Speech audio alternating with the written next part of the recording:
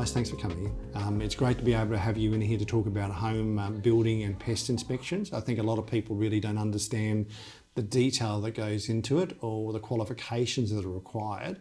But the first question I'd like to ask you is a building and a pest inspector the same person? It can be, is the best way to answer that question.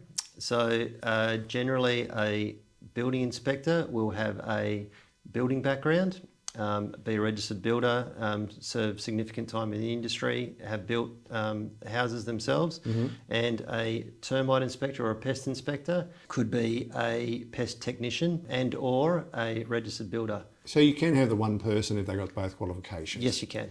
Now, an interesting thing we see in the real estate space is that sometimes people will shop around for a building inspector, and we as agents prefer somebody who is a builder who does the inspection, but you can get a builder's inspection licence for a lot less.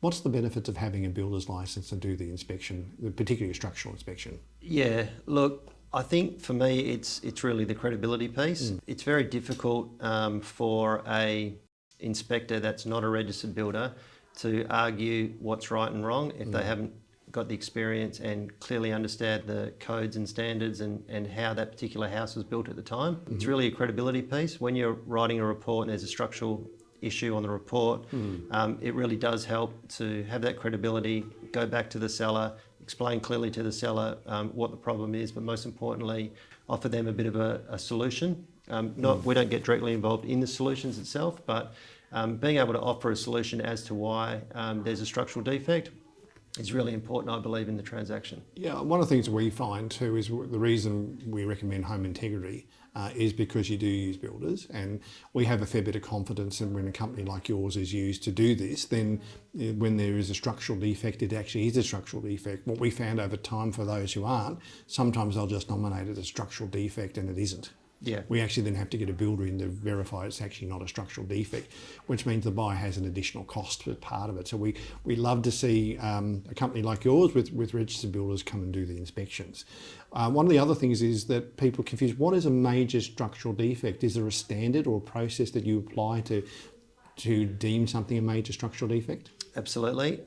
So there's a standard pre-purchase building inspections should be done to, and it clearly carves that out in the REWA Major Structural Defects Annexure. It's 4349.1, and in there's a definition section. So that's the Australian standards. That's correct, yeah. There's a definition section, and clearly in the definitions there's a definition of structural defect, and it says fault or deviation from the intended structural performance. Yeah. So what we're looking at when we assess a structural defect is we assess the element. So it might be, let's take a really common defect, it might be a strut to underpurling connection.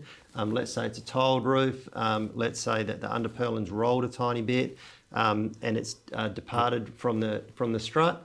That connection's no longer serving its structural purpose to support the roof. So that would be identified as a structural defect. Okay, awesome. Yeah. So Elias, many buyers will use the REWA standard major structural defect clause and the pest inspection clause.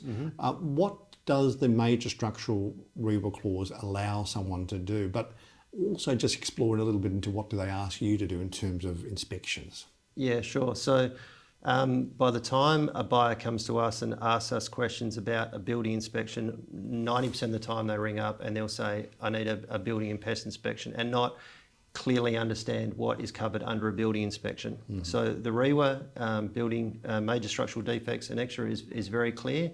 It obligates the seller to remedy or compensate for major structural defects. So what's the opposite of a structural defect? Well, obviously a non-structural defect. So we've got 3 different reports that we offer, but all of the report types on page 3 clearly identify if there is a structural defect on the building.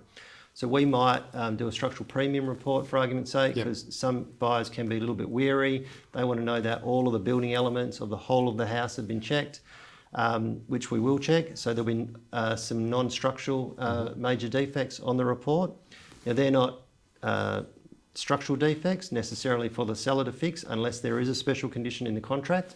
But it's just really important that people understand if there is non-structural elements that they want the seller to remedy, that it's got to be brought up and it's got to be written in the contract. Yeah. Because we can't help them. We can identify anything that they want, but it's really the agreement between the seller and the buyer that. And I think it's a great point that you raised, because I think a lot of buyers don't understand the difference, because we as agents will offer the standard structural, okay, Yep. and we do. Well, I particularly go and explain the difference between maintenance issues, such as a high moisture reading behind a wall is a maintenance issue, Yep. and we say that the seller will not be obligated to fix it. So we hope that our buyers will at least understand that. But sometimes we find people get the report, they see a bunch of maintenance issues, and they think they can ask the seller to repair it. And unless it's written in the contract, we agree with you. It's not something that the seller needs to go do. Yep. Elias, one of the things that is becoming more popular these days is where a seller will pay or part pay for an inspection to be made available to the buyer. And what are you seeing in this space? And in particular, the question that comes in, are reports transferable to a buyer? Great question, Peter. So yeah, there's no question. There is a little bit of gaining popularity around vendor or seller generated reports. We've seen it be very successfully used in the auction space. Obviously, it gives potential bidders a lot more confidence to stick their hand up at an auction, because they can pre-read a report, they can see if there are problems or if there aren't any problems. I guess the most important thing is when that report is completed by a registered builder, that there's indemnity insurance attached to it. And when the hammer falls, you want to make sure that the report is still within time.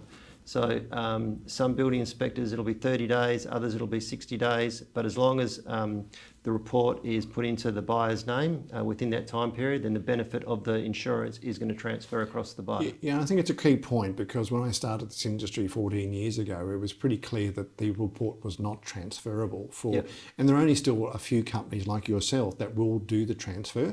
And even that, you only transfer, as I understand, in an auction contract, or we make it very specific, or you deal with a third party company like before you bid, for an example, where you will provide that. Is that true? If someone just said to you, just please do me a building and pest inspection, and they were a seller, is that automatically transferable, or is that something they have to ask you? Regardless of whether before you bid are included in the transaction or not, all of our reports are transferable.